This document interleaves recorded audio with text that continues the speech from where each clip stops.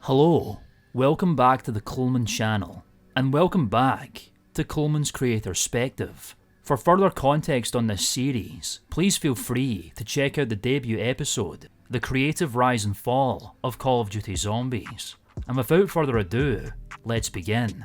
Today's CREATORSPECTIVE focuses on the origins of one of the oldest, most influential and diverse creatives on the internet, and the evolution of their online production. We are going to take a deep dive into their origins as a filmmaker, how their early pioneering content paved the way for notable content creators and instigated the potential of online video creating as a full-time career, how their production has evolved over 18 years of creation, the current creative processes, partnerships and content that is being overseen by them, and how the future of the current processes may reflect on the creator's origins. Fucking shit. Fucking fuck.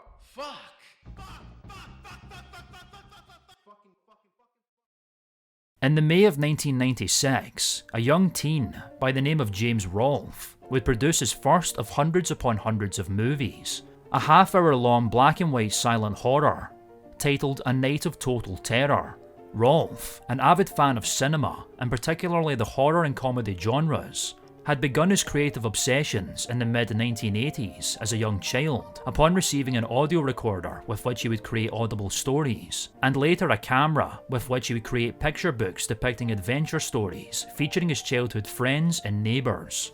The stories would be told via the pictures set in order to depict the scenes, some of which being drawn on to include monsters and pseudo-special effects, and writing to help tell the story akin to a comic book.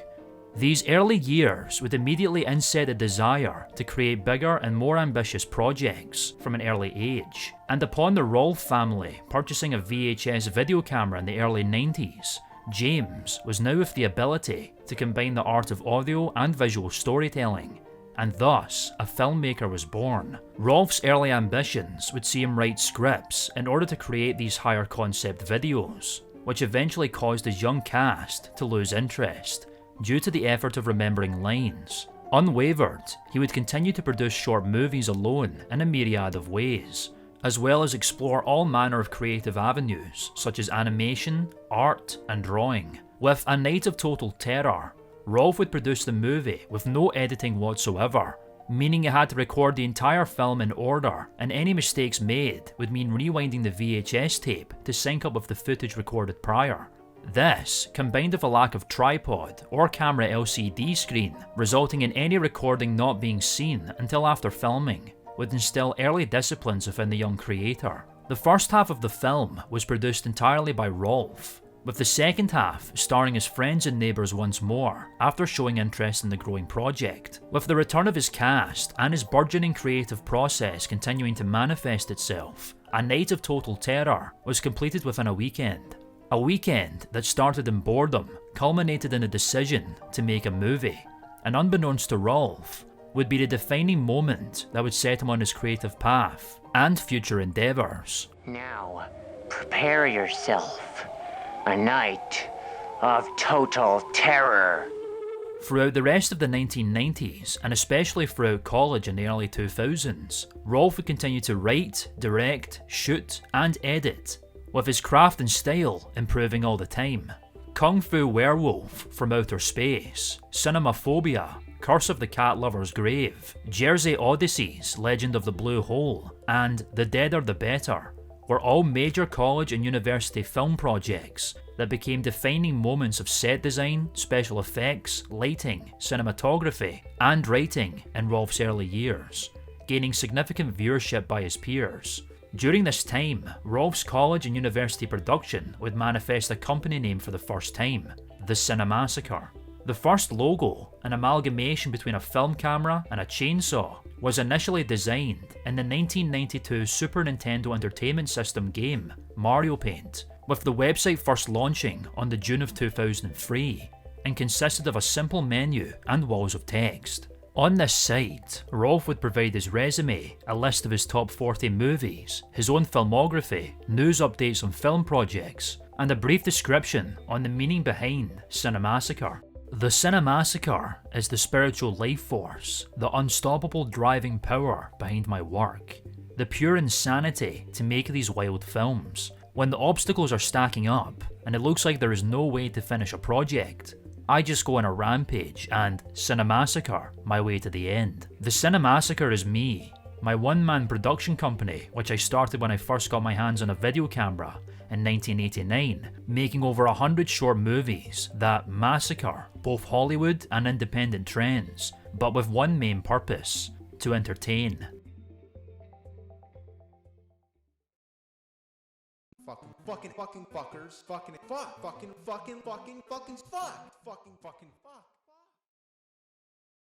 During the formation of the Cinemassacre and the closing years of his university experience, James Rolfe would continue making short films for his peers and his close friends. One particular video, produced on the 16th of May 2004, a particularly low production comedy review simply titled Bad NES Games, would be held in high regard. The 9.5-minute video focuses on gameplay of the 1987 Nintendo Entertainment System game Castlevania II: Simon's Quest, with running commentary provided by Rolfe, critiquing its gameplay design choices and warning the viewer to stay away from it.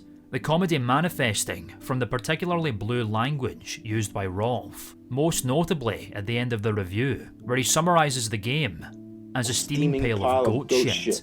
This bad NES game review was highly popular amongst Rolfe's friends, whom he initially provided to them privately via VHS tapes. Little did Rolfe or his friends know the simple format of retro video game reviews and commentary with informative critiques in colourful language would be one of the most important videos he ever produced, and would set the early years of emerging online entertainment on a similar creative path. Rolfe would continue producing bad NES games, this time a 6.5-minute review of the 1988 Nintendo Entertainment System game Dr. Jekyll and Mr. Hyde. This time, Rolfe would appear on camera in order to speak to the viewer. He appears in a white buttoned shirt with some pens in the chest pocket and his regular pair of spectacles. He rants and swears out a desperate plea to the camera as to how unplayable and ungodly Dr. Jekyll and Mr. Hyde is, occasionally sipping a bottle of Rolling Rock beer, as if being forced to turn to alcohol in order to numb the pain, uttering the simple phrase, It's like, what were they thinking? In comparison to the Castlevania video, the game is only played for a minute, meaning the rest of the 6.5-minute video is dedicated to this nerdy character, pleading to the viewer not to play this mentally scarring experience, ending with a list of things he would much rather do than play Dr. Jekyll and Mr. Hyde. You'd rather superglue your asshole shut than play that game. You'd rather drown in gasoline.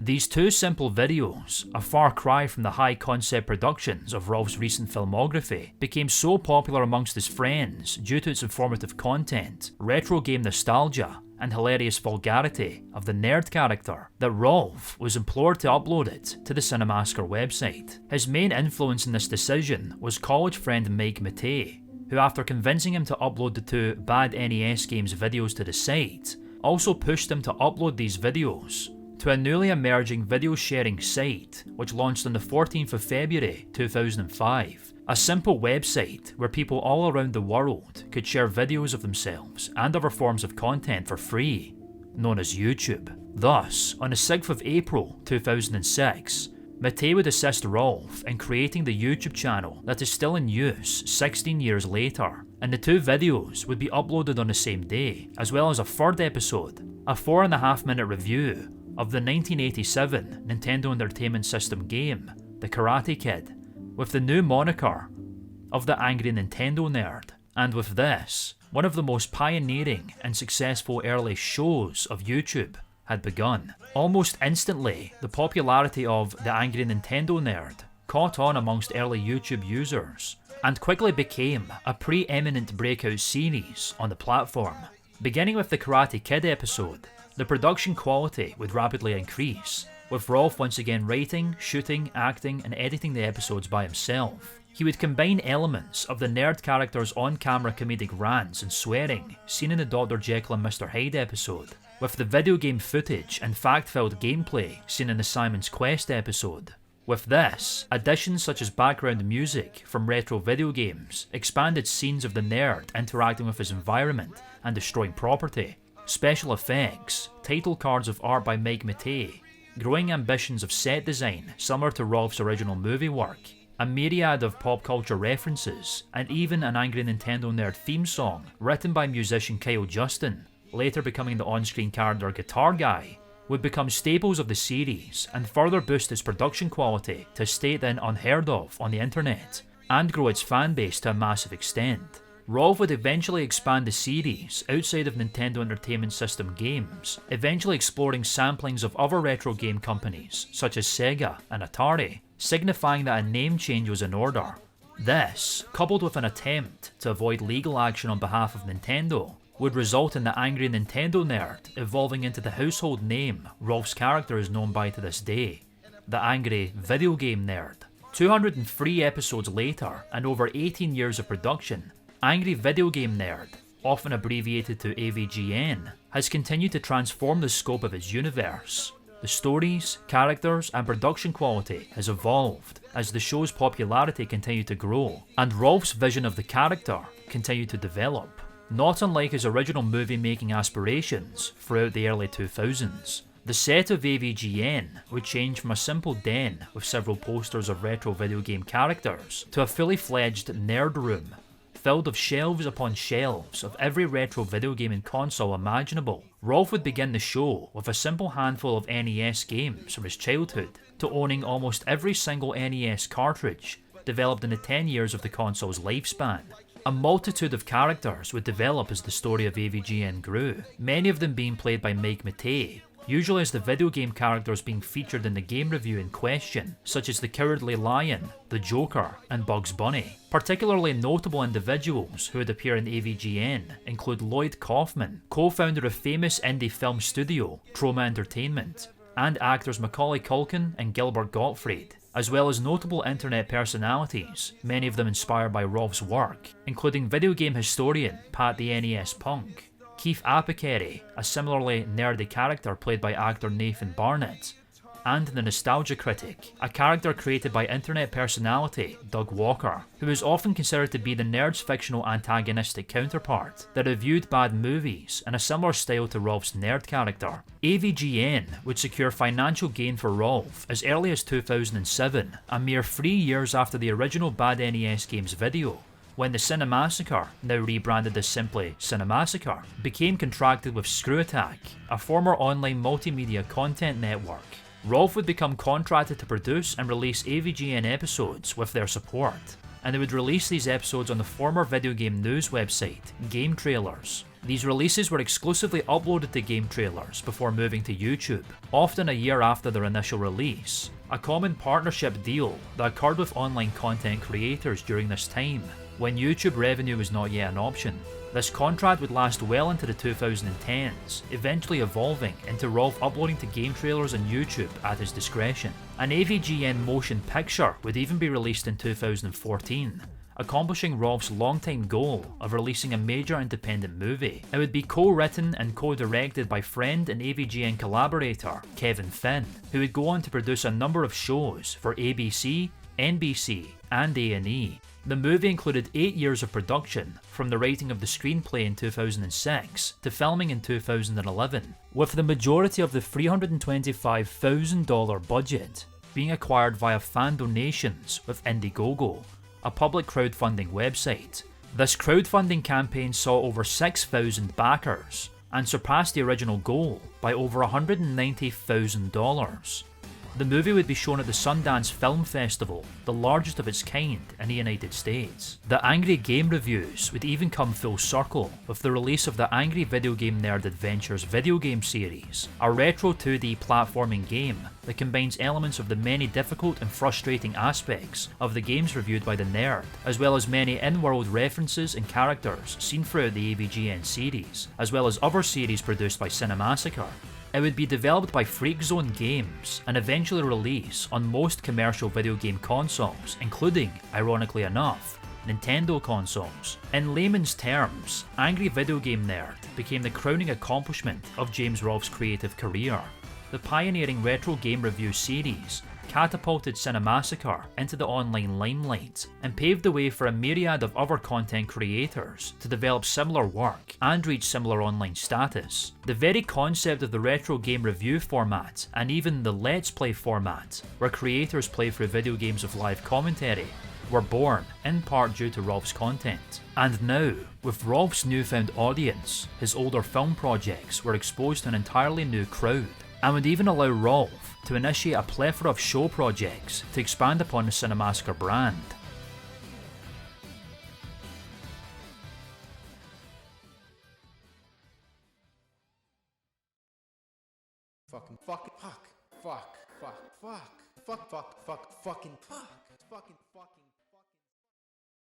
With James Rolfe garnering a large online audience with Angry Video Game Nerd, he was successful in evolving beyond YouTube via establishing Cinemassacre as the nerve centre for a variety of content, produced by himself and a number of his friends who had become producers and content creators attached to the production company. With AVGN as the main feature of Cinemassacre, a myriad of series, reviews, one-off features and more would further resonate with fans.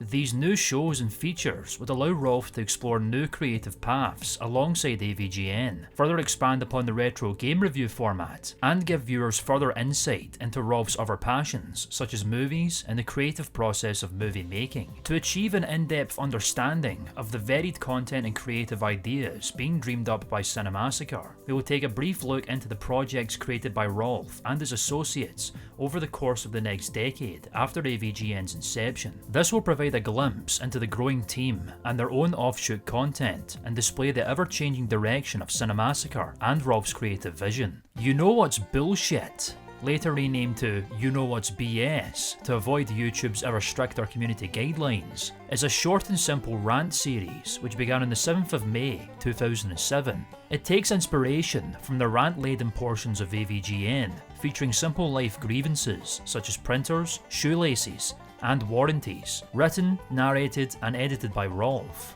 Every episode ends with the simple variation of the quote, "That's bullshit." The series would develop its own character and a grand reveal, a man whose face was, quite literally, made of bullshit. Cinemassacre's Monster Madness, a Halloween exclusive horror review show which began in the October of 2007, is a daily horror movie review series that runs throughout the entirety of October. Written, edited and narrated by Rolf, the Horror Marathon would become an annual event, almost ending in 2016 due to the large workload of watching 31 movies and producing 31 videos to be released in 31 consecutive days. The show would continue on the next year due to assistance in the editing and writing process. Board James, a retro board game review show similar to AVGN, which began on the 15th of April 2009, would evolve from a simple board game review show to a psychological horror arc, where the Board James character would slowly transform into a murderous board game obsessive. The series would introduce an out-of-costume Mike Matei to the Cinemassacre community. The two would play board games together, with Rolf in the game-obsessed Board James character, and Matei as a cheating character named Motherfucker Mike, a moniker Matei would continue to use in his own Cinemassacre videos for a short time. Board James also introduced a character played by another college friend, a man named Brendan Bootsy Kastner, as the unlucky character Bad Luck Bootsy, and the trio would begin to create their own segmented content on the Cinemassacre website, expanding the production with new faces, and introduce the community to a new creative team. Rolf and Matei would come together to form the Let's Play series, James and Mike Mondays, which began on the 14th of December 2012. The series would amass 200 episodes, and would galvanise Mike Matei's involvement and influence within Cinemassacre, as his presence was one that was not particularly welcomed by a portion of the community for a time. Matei and Bootsy would develop their own retro game segments, most notably Talk About Games and Bootsy Beats. Matei's show, which began on the 9th of December 2016, would introduce another face to the Cinemassacre team, friend Ryan Schott, who had been working behind the scenes as Cinemassacre's web designer for a number of years. The two would discuss classic retro games from a variety of consoles, and more recent games or retro game re-releases. This would later develop into Mike and Ryan on the 11th of February 2017, a Let's Play series similar to James and Mike Mondays. Bootsy Beats, which began on the 28th of July 2015, featured Bootsy demonstrating how to play and complete some of the most notoriously difficult retro video games. All of these would be written and edited solely by Kastner, who would also edit and appear alongside Matei in another offshoot of the James and Mike Mondays format, simply named Mike and Bootsy, first beginning on the 6th of December 2015. Simply put, the Cinemassacre brand was growing exponentially. Rolf was continuously introducing a number of close friends with a variety of talents, all breaking off from Rolf and the AVGN identity in order to create content of their own under the Cinemassacre umbrella. The team comprising of James Rolfe, Mike Matei, Kevin Finn, Bootsy Kastner, Kyle Justin and Ryan Schott. This, coupled with the early emerging possibility of YouTube enabling monetization and the ability to profit from video uploads, would allow Rolf's contract with Screw Attack to become more flexible, allowing him to upload to both YouTube and Cinemassacre at his own discretion. Over the space of 5 years, Rolf had transformed the simple college-era movie news site into the hub for a wide slew of content for his ever-growing fanbase, alongside his ever-growing team, all on the back of a video game review intended as a private joke between friends. The encouragement to upload the video led to an entirely new avenue of creative outlets and growth, and became one of the first real examples of producing online content as a career. Rolf was no longer on his own, and with increased assistance from his team, more videos were being produced than ever. However, AVGN would still be entirely a James Rolfe production, with occasional assistance in set design and actors, most often Matei and Kyle Justin, resulting in episodes taking months at a time to be released, particularly after the release of the AVGN movie. During the movie's production, AVGN episodes would cease for a time in 2011, with the Christmas episode, the third installment of Bible Games, released on the 7th of December. Rolf would not return to online content development with AVGN for 6 months, with Rolf appearing to give updates to the movie production over this time, leaving Matei to create content on the channel during Rolf's absence, including some interesting content ideas. I understand why all the kids are playing this game these days. It's because they like to build brown bricks with Minecraft. Typically, Rolf would be successful in releasing 20 or less videos a year, starting in 2008, being released on game trailers first and releasing on YouTube a year later. Post-movie release, Rolf typically released 5 episodes a year, starting in 2015. Other than the movie production, Rolf also entered the new responsibilities of fatherhood. Rolf would have his first child in the April of 2013 with his partner, April Chmura. Naturally, this would make the balance of fatherly responsibilities and content creation a challenging process, and with Rolf making the vast majority of this content by himself, making his art of video creating a financial business was more important than ever. Despite Rolf being provided with more help than ever before, and an increased output of varied series starring a variety of knowledgeable and entertaining individuals, Rolf's increasing obligations and management of the production was becoming abundant. Despite all of this, and the household franchise that put Rolf on the map becoming infrequent with uploading, the quality, humour and edutainment factor throughout AVGN and the company as a whole would not be lost. Fucking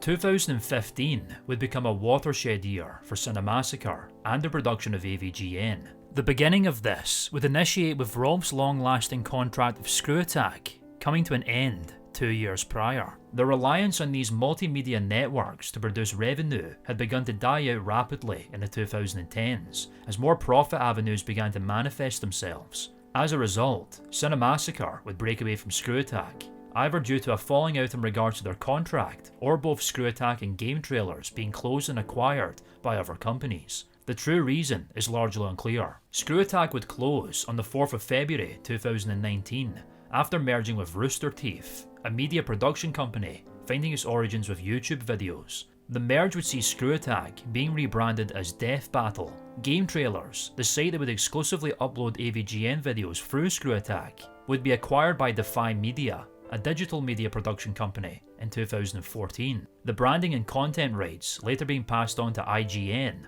on the February of 2016. Cinemassacre, the company that would achieve financial gain and expand its viewership through these two companies, would outlast them.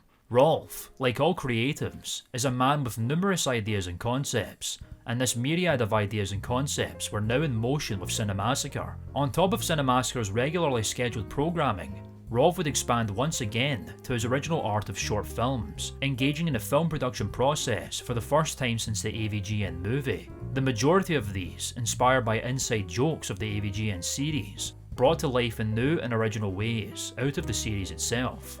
These include Dr. Jekyll and Mr. Hyde the Game, the movie, released on the 24th of November 2015.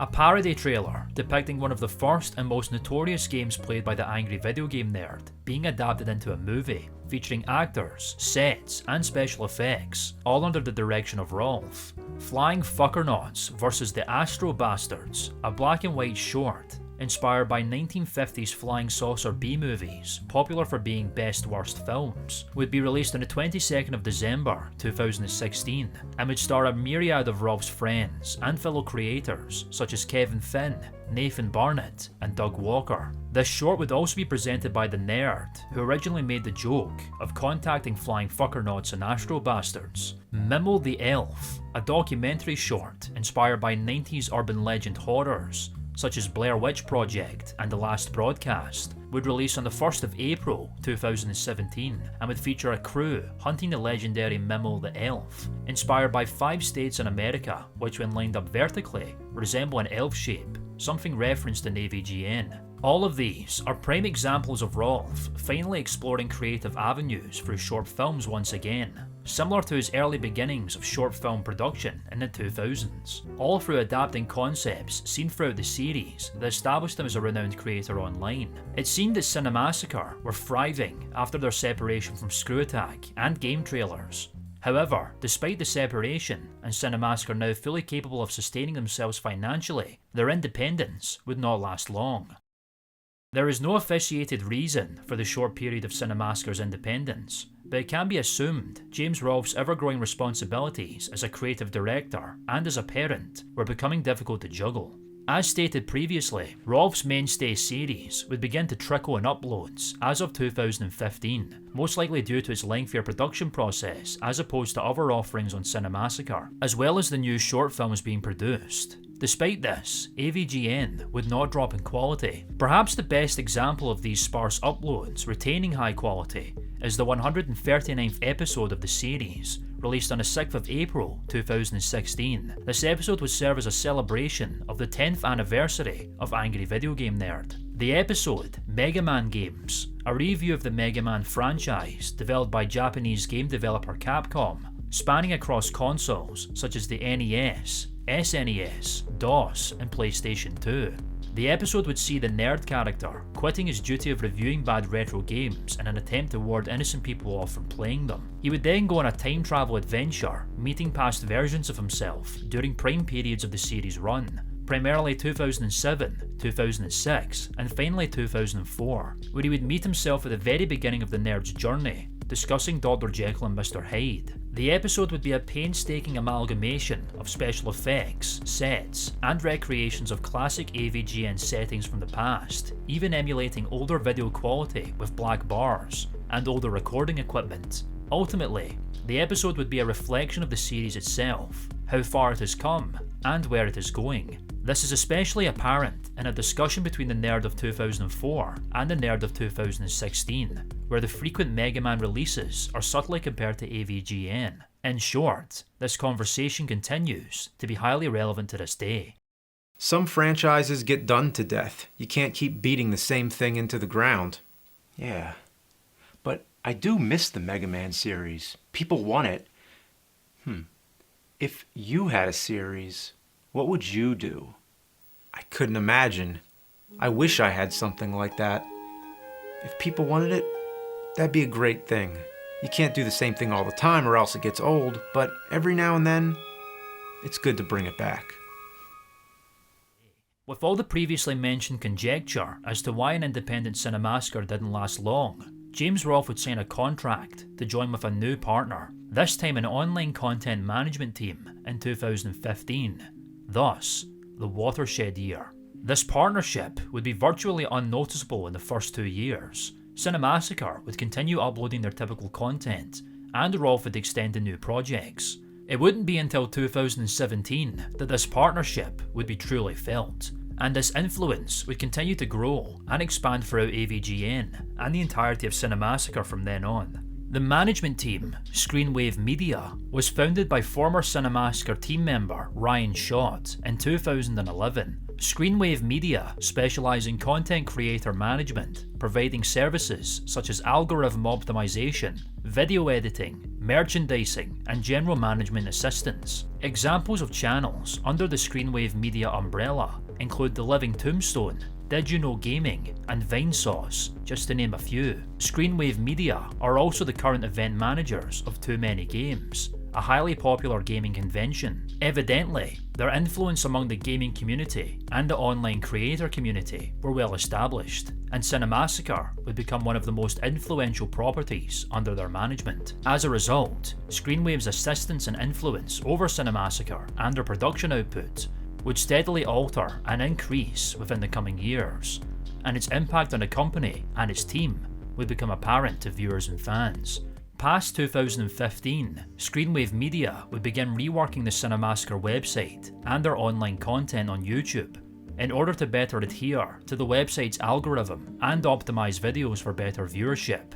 All the original AVGN video thumbnails would slowly be transformed to become the uniform design of the nerd appearing next to content featured in the episode. New modernistic opening titles, increased sponsorship deals throughout videos, editors, merchandising, and end cards would all be new additions under Screenwave's creative assistance, and some of the early examples of their increasingly apparent presence in Cinemassacre.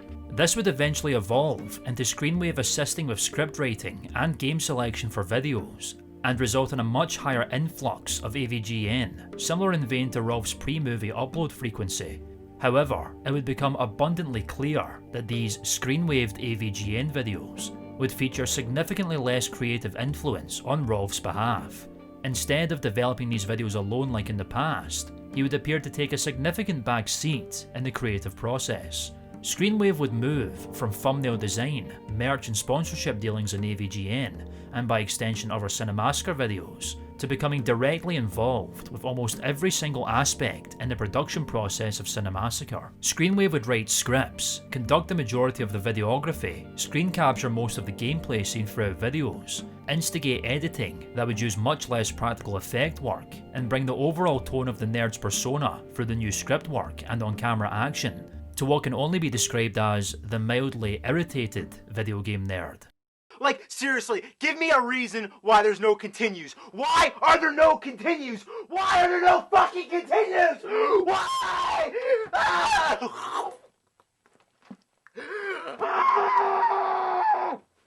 Fuck!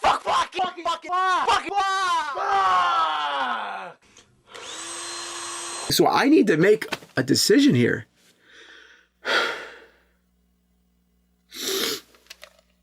Please don't make me do the dungeon over. Please.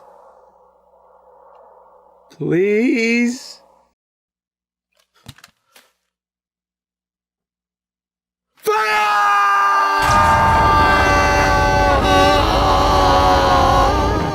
Rolf's role in the production would seemingly devolve into overseeing final scripts and filming scenes, mostly from the nerd's couch. It can be argued that these changes were made to appease the strict YouTube algorithm, which would often demonetize videos with high levels of swearing. It can also be argued that Rolf's increasing disinvolvement with AVGN would allow him more time to focus on more creative ventures and his duties as a father.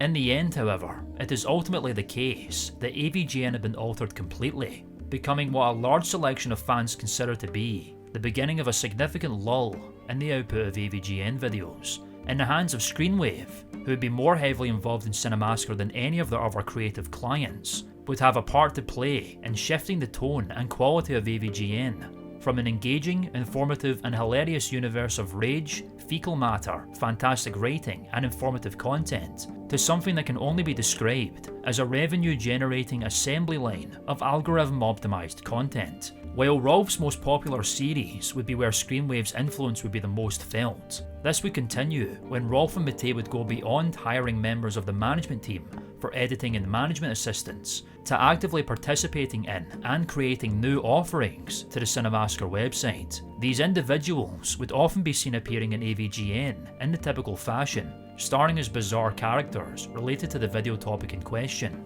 They would expand to appearing very frequently in other series, primarily rental reviews, starting on the 10th of August 2018, a movie discussion segment in Rolf's movie room, situated next to the Nerd Room, built to resemble an old movie rental store, and retail reviews, starting on the 11th of September 2019, a video game and game accessory discussion segment in a video game store set built by Screenwave. Rental reviews would feature James Rolfe, while retail reviews would feature Mike Matei and Ryan Schott, with the Screenwave crew featuring as frequent guests or co-hosts. At first glance, the Screenwave crew would appear simply as new team members and old friends, akin to Bootsy Kastner and Kyle Justin, as they appeared with no introduction to their connection with Screenwave, and the absence of Rolf and Matei's oldest team members and friends was becoming noticeable. While Cinemassacre would never officially address or divulge any reasons, the original Cinemassacre team had begun to depart from the company post-Screenwave.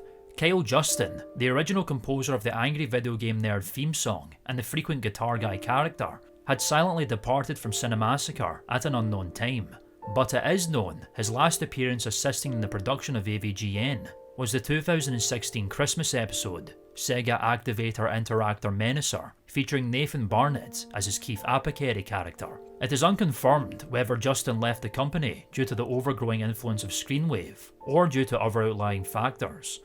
However, it is known that, like Rolf, Justin had children of his own, which led to Justin taking a hiatus from work with Cinemassacre in 2009. The oncoming creative control of Screenwave, or Justin's obligations as a father, are disputed as the reasons for his departure. Perhaps the most controversial departure was that of Bootsy Kastner sometime in 2017. His departure, like Justin's, was not referred to for some time. However, due to frequent outcry from fans, it was disclosed by Mike Matei that Bootsy departed from the company due to financial disputes of the Cinemassacre team and the Screenwave team. The dispute would lead to a large falling out between Kastner and Matei, who had been close friends for decades. This would be further developed on by Kastner himself, who declared that he would be paid for his work on series such as Bootsy Beats, but not for any of his editing and acting work in other Cinemassacre videos. Finally, and perhaps the most impactful example of the changes taking place within Cinemassacre, was the departure of Mike Matei, the sole individual that exposed the online world to AVGN and Cinemassacre. Despite his engagement with the Screenwave team and hosting his own series on the Cinemassacre website, Matei would depart from the company on the 18th of December 2020 to focus on his live streaming career on Twitch, where he continues to stream himself playing a variety of retro video games. He would also depart with Talk About Games, his own video game discussion segment on Cinemassacre, guest starring Ryan Schott, and continue it via his own YouTube channel. James Rolfe's original Cinemassacre team, the close-knit group of friends turned business partners, had dissolved. The saddening circumstances of the company's new direction had resulted in the group of friends slowly dropping out to pursue other ventures.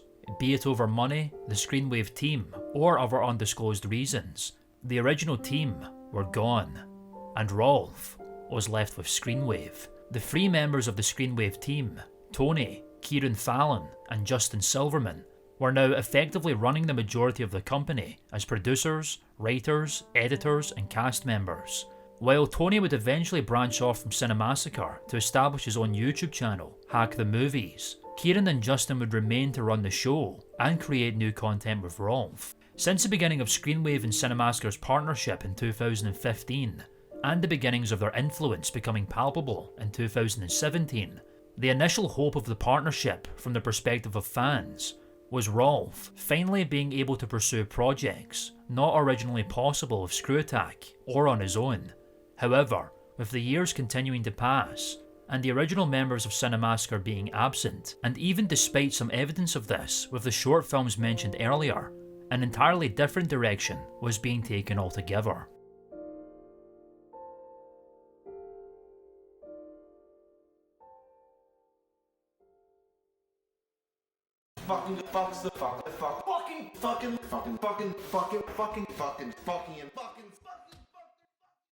For the creative individual, particularly an obsessive creative individual, dedicated to creating as many projects within their lifetime as humanly possible, the largest obstacle to ever exist in the face of these obsessive creatives is the element of time.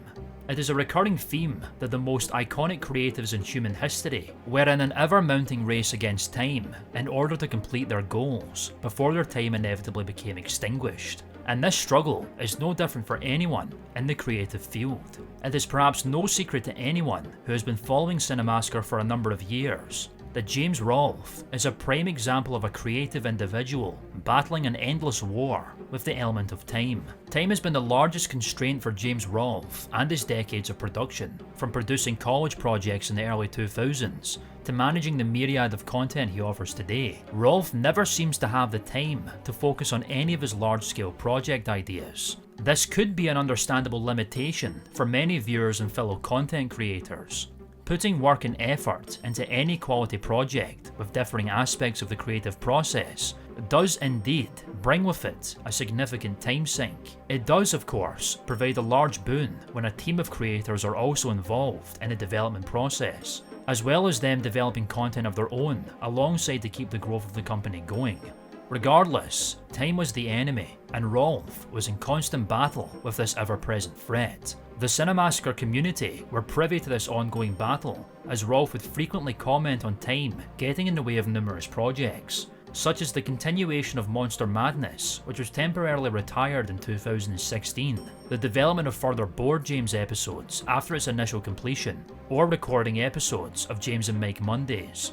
Even the pursuit of ideas and long-term work, such as movie production. Furthermore, even finding the spare time to personally indulge in video games, movies and shows were almost always scarce, due to a number of other project obligations. Perhaps the biggest culprit of this time sink is the production of AVGN, which, as stated previously, had devolved into an assembly line format of algorithm-optimized sponsored content, which Rolfe was continuing to film ads and content for. Despite these obligations, the apparent time being lost to projects, it was still abundantly clear that Rolfe had taken a significant back seat in his own production company. Screenwave were continuing to maintain the production process on all fronts, particularly Justin Silverman, who had become the main producer and writer of projects both old and new, and Kieran Fallon, the main editor of these projects. The aforementioned retail and rental reviews are both Screenwave created shows, and whether intentional or not, it is apparent that both Justin and Kieran, as well as Tony for a time, were at the forefront of these shows. Rolfe, while often self-described as quiet and reserved in nature, has been observed by fans as being extremely quiet in these shows, and often characterised as saying very short statements and affirmatives, while the Screenwave crew carried the conversation. This became particularly apparent in the Cinemassacre podcast segment, which received mixed reception from fans, and has been on hiatus since the December of 2021. The podcast features Silverman, Fallon and Rolfe, again seemingly taking a back seat to the proceedings. As is typical with many podcast formats, the show features a variety of different conversation segments and fan Q&As, while also featuring other content creators and friends as guests. While the podcast had been put on hiatus for what was originally a holiday break for Rolfe, and taking time away for family members testing positive for COVID, it is currently unknown if the podcast will return again. Perhaps the most significant project, one that has divided the Cinemassacre fanbase in a dramatic fashion, one that made a number of fans wonder why this lofty time constraint was so apparent, was Rex Viper.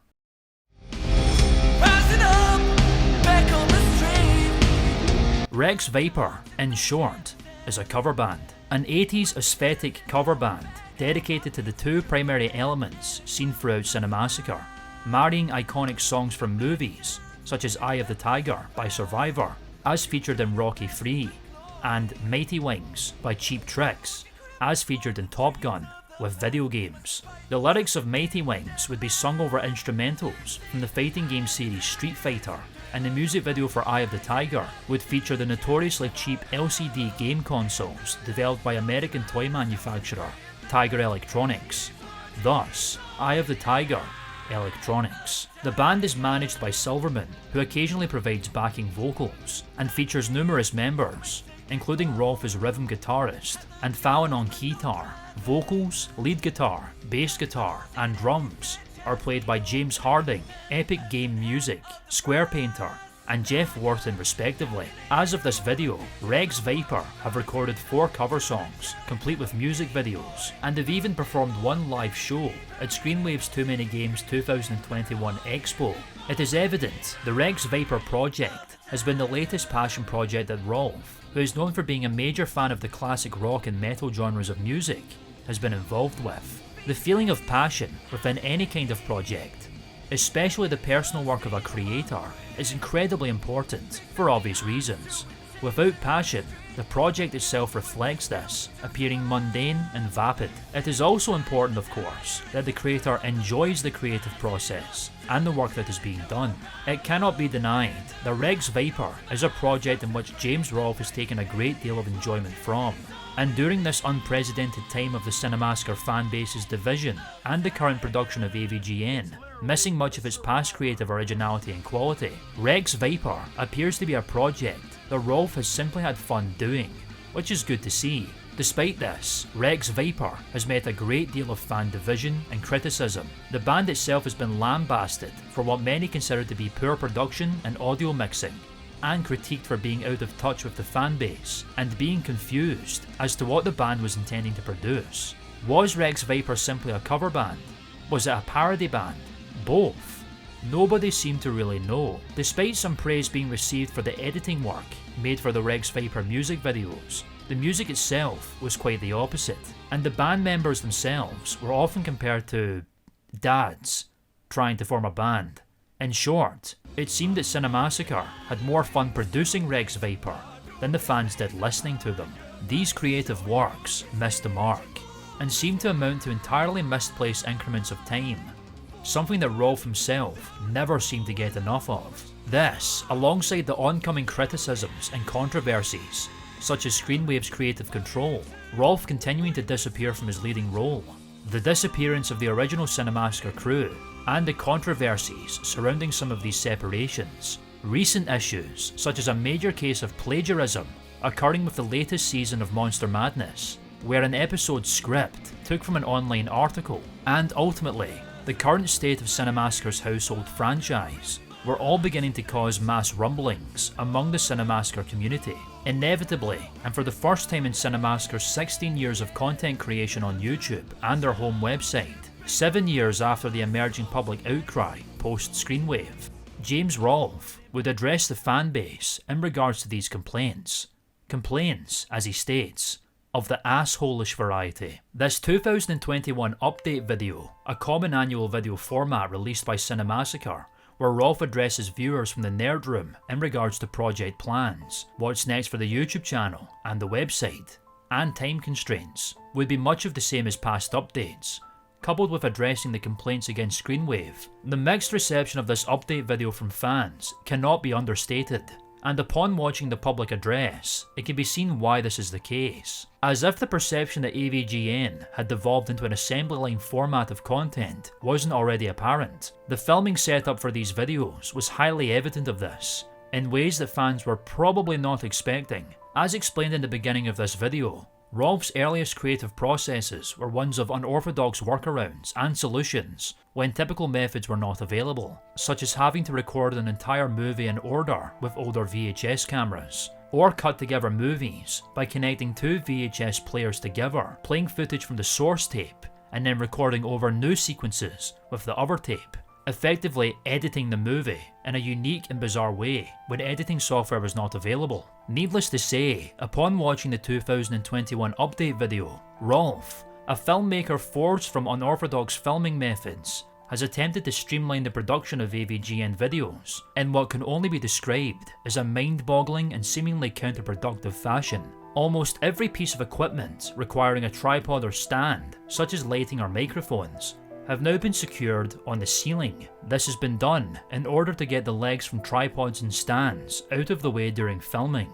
This could be an understandable development, as setting up for any kind of recording involving camera, lighting and sound equipment will inevitably have stands all over the place, And, for the particularly small filming space available in the nerd room, a solution to get these obstructive nuisances away from the floor could be potentially viable. However, the ceiling solution, while may be viable, is absolutely not optimal in any fashion. Due to this particular setup, made in an effort of convenience, many episodes of AVGN would be forced to be filmed in one location in the nerd room, the couch, where the nerd directly addresses the audience. Typically, a nerd episode would contain a number of cutaways where the nerd would wander the room, browsing the numerous shelves of retro games and interacting with the other characters, as is deemed necessary. This, of course, allows for more organic visual storytelling as the nerd speaks to the camera from numerous places in the room and interact with his densely packed environment. With this ceiling-bound recording setup, the ability to move lighting is completely sacrificed in exchange for the convenience of space.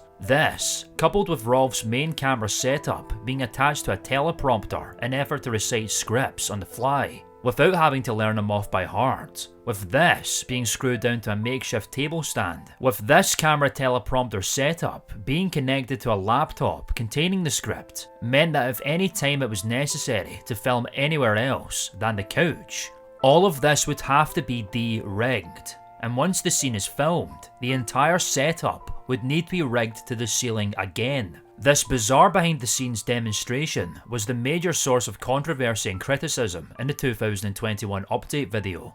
The general consensus being this maddeningly complex setup, all in the attempt of convenience and faster video output, was so overtly complicated that it may actually be resulting in a directly opposite result.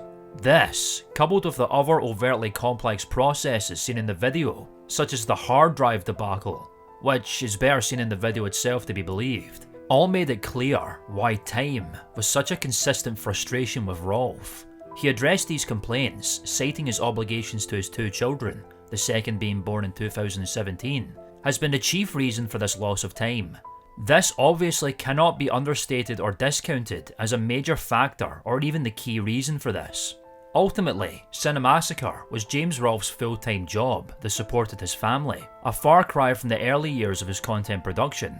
However, this cannot cloud the fact that while working on projects, constantly churning out a variety of content, the methods being utilised to produce these contractually obligated sponsorship deadline episodes were not optimised to save time at all. To summarise, this yearly update video, now combined with the rising complaints against Screenwave, whose further influence on the video production was also apparent in this video, increased the fanbase divide more than ever. This divide was abundantly clear on Reddit, an online social news site, via a subreddit page created on the 16th of April 2017, known simply as the Cinemassacre Truth. This subreddit was created in response to the early removal of these complaints, more than often by Mike Matei when he was still on board with Cinemassacre. The Cinemassacre Truth, as the name may imply, consists of a number of Cinemassacre fans, either still watching or staying away, freely discussing and criticising the current state of affairs seen with Cinemassacre and Screenwave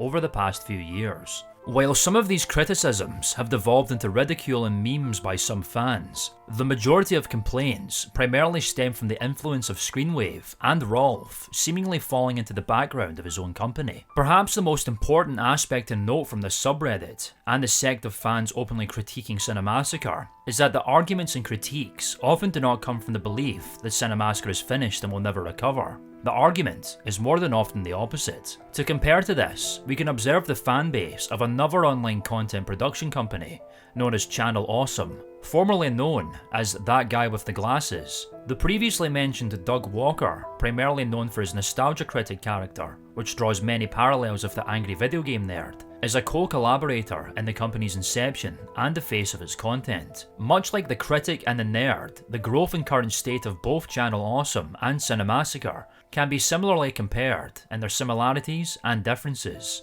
Both websites would establish their online audiences through household name series featuring iconic characters and host a myriad of content produced by numerous creators. Both websites have also come under scrutiny for various controversies, Channel Awesome in particular being accused of mismanagement and aggressive treatment towards its creators, leading to a number of them leaving the platform to create content elsewhere. The quality of the nostalgia critic would also fall significantly as the years continued. Both of these factors would put Channel Awesome in a similar state as Cinemassacre, if not significantly worse. To compare between the Cinemassacre and Channel Awesome communities, the differences between the two are radically different. In recent times, Channel Awesome is often lambasted and ridiculed for its past allegations, which continue to haunt the company to this day. Walker himself responding to this in an interview on the 2nd of August 2021, citing that the rapid growth of the site led to miscommunication amongst its creators. Whilst the Nostalgia Critic still retains high viewership and fan interaction,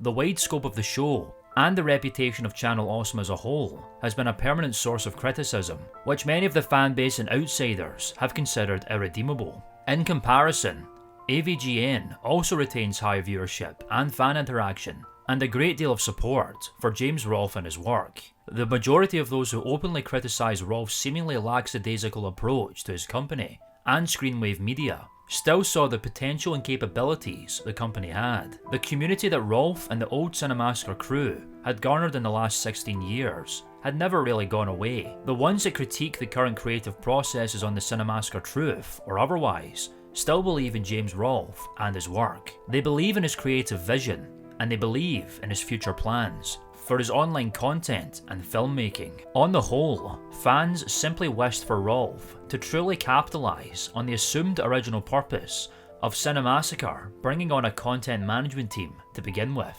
to assist Rolfe in refining his project schedule, to break away from the time-consuming processes of his typical content, particularly the household series that started it all, and allow him to ultimately pursue the very thing that made him into the creator he is today, making movies.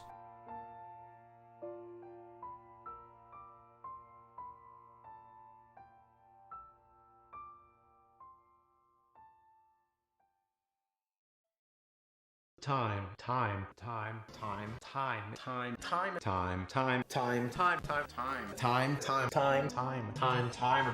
I don't have time to think. I don't have time. In the 2021 update video, James Rolfe refers to individuals suggesting that AVGN could, and should, finally come to an end. Due to the higher number of episodes being produced, and the production line manner in which they are being produced, these suggestions harken back to the 10-year anniversary episode released in 2016. The conversation between the nerds was largely in relation to the then sparse release window of the series. It reflected upon the negatives of a series, be it a video game or a show, being done to death. If something is overproduced, if an audience is given too much of a good thing, it can grow stale and lose the elements that made it so special to begin with. Instead, to retain what makes a series so special, it would be better for it to return sporadically, rather than doing the same thing over and over again. It would be better to bring it back occasionally. Outside of the 10th anniversary video, doing something to death can simply lead to burnout on behalf of the creator, which in James Rolfe's case has happened in the past, particularly the period of AVGN's early rise to online prominence in the 2007-2008 period.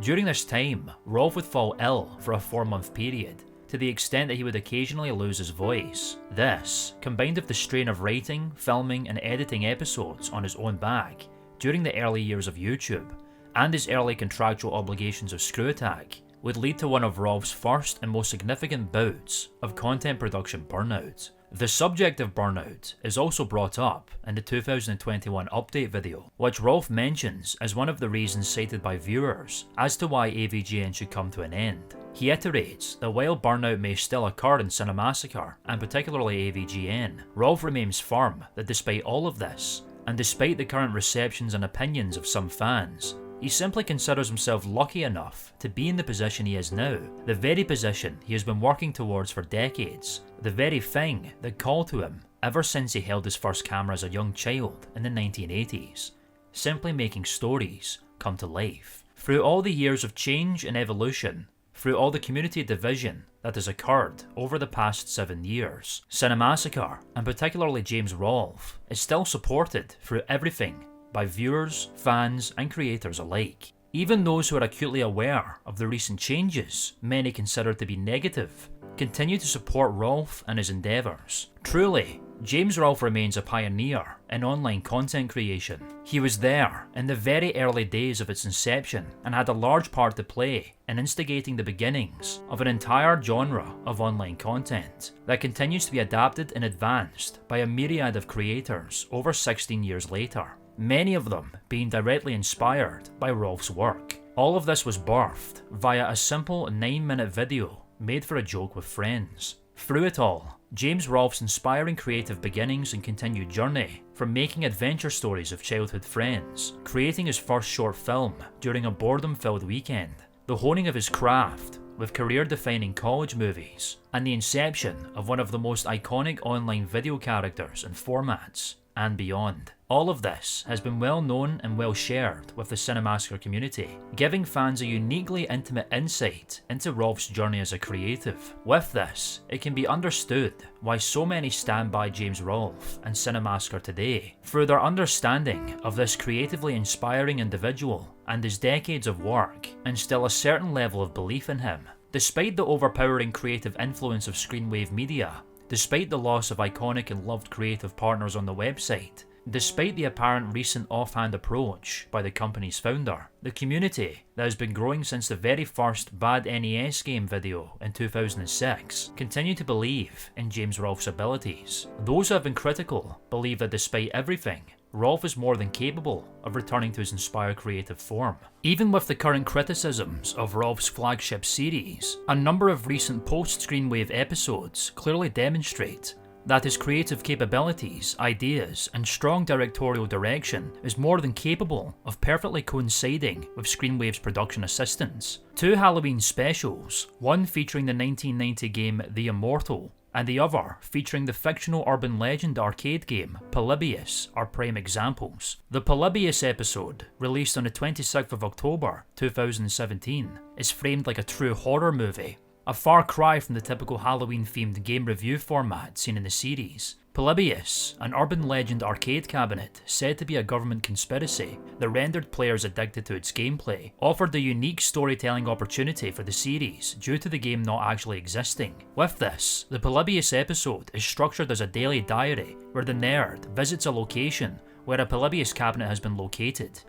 He playtests the game every day to see if the addictive rumours are true, which is revealed to be the case as the entries continue. The Immortal episode, released on the 16th of October 2019, is filmed in one continuous shot, with the nerd walking from room to room in a dungeon, witnessing different gameplay aspects of the Immortal in every room. Both of these episodes honed into the horror genre, one of Rolfe's filmmaking specialties, and while the dialogue retains some of the nerd's recent mildly irritated persona, the creative richness and uniqueness of these recent installments is ultimately proof that James Rolfe's creativity is more than alive, and that he is still more than capable of taking great creative control in his own projects. One of Cinemassacre's latest installments of Angry Video Game Nerd, a review of the 1987 game The Last Ninja, harkens back to some of the oldest episodes of the series. Rather than the uniform algorithm-pleasing thumbnails designed by Screenwave, this episode utilises art by Mike Matei, featuring the nerd wielding nunchucks on a simple blue background, harking back to the original title cards used in classic AVGN episodes in the late 2000s. The episode itself even opens like a classic nerd episode from 2006, much like the 2016 10th anniversary episode. Whether this is a sign of the current production process of the series making a turn, or simply a one-off nostalgia episode, currently remains to be seen. In the end, at the centre of all this, Cinemassacre, The Nerd, Bored James, The Bullshit Man, Monster Madness, Rex Viper, Motherfucker Mike, Bad Luck Bootsy, The Guitar Guy, Screenwave Media, the hundreds upon hundreds of films, lies James Rolfe, one of the most inspiring revolutionaries on the internet, and a uniquely creative individual who stands as a living example of becoming your calling. James Rolfe's story is consistent in one thing: creating, which is exactly what he has been doing for the past 4 decades. The debate between creative change and creative drought will continue to rage, with no definitive answer. Arguments exist for both sides, the supporters and the criticisers. Throughout this, however, Rolfe continues to create and work on pet projects, whether the war on time continues or not. Concepts for movie projects continue to be made, and a self-written autobiography titled A Movie Making Nerd is also in production, which will assumedly give readers further insight into Rolf's already storied creative journey. On the 21st of October 2020, James Rolfe released a 19-minute black and white psychological horror short, the first original film produced by Rolfe in 3 years since Mimo the Elf, titled The Head Returns, a sequel to his 1999 black and white home movie, The Head Incident. The original film focused on the murderous exploits of a floating dummy head controlled by a mysterious entity in a trench coat. The 2020 short, set 10 years later, features much of the same cast seen in the original, and features Rolfe battling his own insanity as he questions himself on whether the dummy head murders actually happened, or if they were merely delusions. The creation of this 19-minute short remains to be a highly important touchstone in Rolf's movie-making career, almost 2 years after its release. It simultaneously reflects on the filmmaker's origins, his early creative aspirations that manifested so early in his life, and instills hope that the movie concepts so often talked about will occur in the future. Cinemassacre is James Rolfe. What began as a one-man production company, which started when he first got his hands on a video camera in 1989, transforming into a mass creative trove of ideas and projects, all with one main purpose that through it all, despite everything, has never truly gone away: to entertain.